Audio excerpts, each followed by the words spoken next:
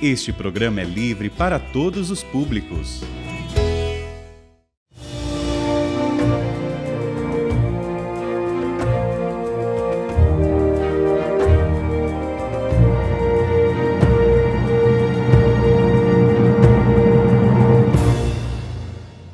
Olá, irmãos. Estamos então continuando no clima do Concílio Vaticano II. Falávamos na semana passada sobre a mudança que veio com o Papa João XXIII, que faleceu a 3 de junho de 1963, e depois a posse de Paulo VI, que era antes o secretário-geral do Concílio, e agora ele vai ser o Papa do Concílio. Logo começou, convocou a segunda sessão para o dia de São Miguel, 29 de setembro, e veio já com uma estrutura mais rígida, mais firme. Temos agora um que era o coordenador-geral do Concílio, que era exatamente o secretário de Estado, Amleto Giovanni Cicognani, e com 4 moderadores. E estes 5, já ao lado do Papa, é que coordenavam todos os trabalhos do Concílio. Faziam importantes reuniões à noite e nos dias fins de semana com os seus respectivos assessores. Assim também, lá a coordenação geral fazia essas reuniões à noite e nos fins de semana, mas também as nações, as grandes nações. Então eles se reuniam com os seus assessores teológicos, porque lá estavam já muitos grandes assessores teológicos, coordenadores da imprensa local. Assim, por exemplo, estava lá Ratzinger, um jovem teólogo da Alemanha, Yves Congar, da França, e Boaventura Kloppenburg, do Brasil, pelas edições Vozes, estavam lá, como frei, e muito bem preparado. Qualquer intervenção no plenário, a pessoa teria que se inscrever 3 dias antes, fazer a sua inscrição. Depois, entregar o seu texto em latim, usar o latim na fala. E, no máximo, cada padre conciliar poderia falar 10 minutos. Então, para preparar estes textos, os 10 minutos de fala, os textos entregues, era muito importante ter bons assessores que falavam bem o latim e que dominavam perfeitamente esses temas profundamente teológicos. Grande parte era mesmo teologia. Estas falas eram, então, minuciosamente preparadas à noite e aos domingos com os seus assessores. E os assessores teológicos é que davam, assim, uma revisada geral em tudo aquilo que a sua nação iria propor e apresentar. Todos os dias, como já disse, os trabalhos começavam com uma missa. O detalhe é que na 3ª sessão, o Papa já abre a sessão com uma missa concelebrada. Antes não havia concelebração. Mas agora, agora todos os dias de manhã, o Papa concelebra a missa especialmente com os 24 mais assessores, mais próximos do Papa, especialmente aqueles 16 coordenadores de comissões, estavam sempre muito próximos ao Papa e à coordenação central. Eram ao todo 10 grandes comissões de trabalho. A presidência era sempre de um cardeal nomeado pelo Papa. E a vice-presidência era feita pelo grupo, por um daqueles cardeais ou bispos eleitos pelo grupo.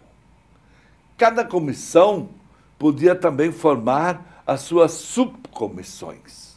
Então, as subcomissões também começaram a ter importância e começaram a trabalhar temas paralelos na mesma direção e alguns deles até vão resultar depois em documentos conciliares. Havia um que era o secretário-geral, cardeal Péricles Felici. Nos anos 80, quando eu estive em Roma, o cardeal Péricles Felici ainda vivia. E ele tinha ao seu lado mais 5 subsecretários. Só ele é que podia informar a imprensa e dar entrevistas sobre o andamento dos trabalhos conciliares. Claro, era muito difícil poder entrevistar um padre conciliar, porque todos eles eram claramente orientados para não dar entrevistas. Porque era muito difícil alguém poder dizer qual é a direção que o concílio está tomando. Porque havia aquela comissão central, e pela comissão central só podia falar cardeal Péricles Felici. O certo é que havia naquela época o famoso esquema 13. Esquema 13 era um esquema preparado pela Comissão Teológica Central e que tinha que trabalhar o tema da igreja. Esse esquema 13, no início da terceira fase do concílio, ela foi subdividida. Uma parte ficava com a parte teológica, que vai trabalhar, então, em direção da Lumen Gentium, e disto vai resultar o documento teológico sobre a igreja, Lumen Gentium, torna-se um documento teológico sobre a natureza da igreja, sobre o episcopado, os leigos, os presbíteros, os religiosos, os diáconos, e sobre Nossa Senhora, Mãe da Igreja. Vejam, dentro do tema da igreja, todos aqueles que fazem parte diretamente da igreja, desse grande povo de Deus, inclusive a mãe, Nossa Senhora, Mãe da Igreja. Então, este é o assunto central da eclesiologia do Vaticano II. Ao lado disso, esta igreja também tem que atuar, e ela tem uma presença no mundo, e ela vai ter uma presença na sociedade, ela vai organizar a vida social do homem, das mulheres, de todos os quadrantes. Então, eles começaram a trabalhar um documento que vai ser chamado Gaudium et Spes. É o documento sobre a dimensão social da igreja. A igreja é o seu compromisso com o mundo moderno. A dimensão social do povo de Deus. Toda a questão da justiça social, a questão da paz, a questão da propriedade. Havia muita discussão, sobretudo naquele tempo em que o mundo comunista não estava presente no concílio, mas havia o comunismo, todo o bloco soviético. Também em Cuba já se falava toda a propriedade do Estado. Tirar o direito de propriedade do povo, da pessoa humana, mas é do Estado. Então agora o concílio define a questão da justiça, da paz, a questão da propriedade particular. O que é a propriedade particular? O que a pessoa pode fazer com a sua propriedade? O trabalho e a sua justa remuneração.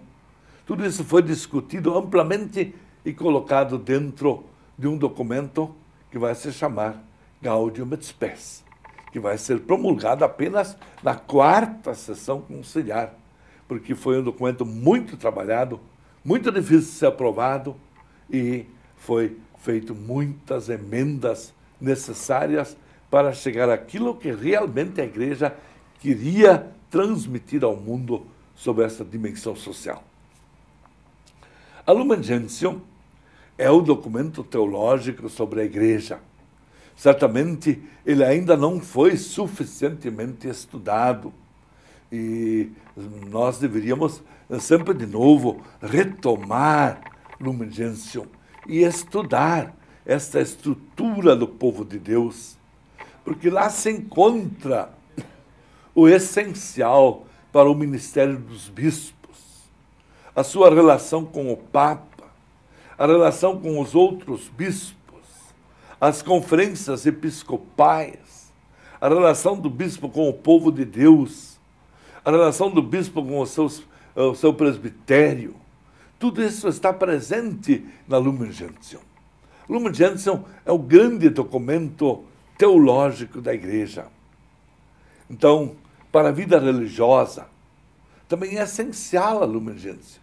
É o capítulo 6, onde aparecem os conselhos evangélicos que unem os religiosos de maneira especial à Igreja e ao seu ministério.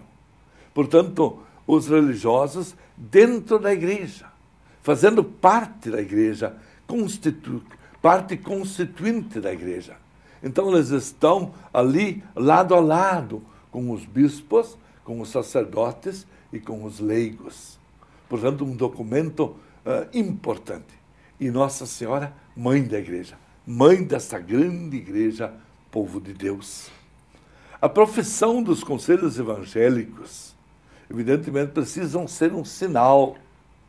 O mundo precisa ver este sinal naqueles que optam livre e espontaneamente, fazer votos e fazer parte de uma família religiosa, de fazer parte encarnando um carisma que foi vivido por uma pessoa que fundou esta ou aquela ordem e congregação religiosa no século passado ou nos outros séculos, ou quem sabe até ao longo da Idade Média ou no início da Era Contemporânea.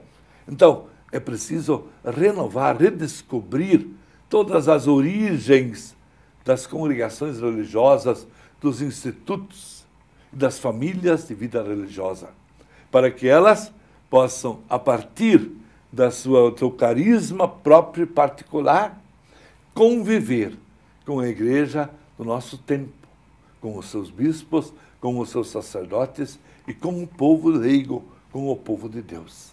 Mas, de qualquer forma, sempre a vida religiosa precisa ter esse sinal e ser um sinal para o mundo, para que o mundo possa, à luz da fé, compreender esta dedicação e esta escolha, esta opção num segmento vocacional tão diferente daquela do povo de Deus, do nosso povo leigo.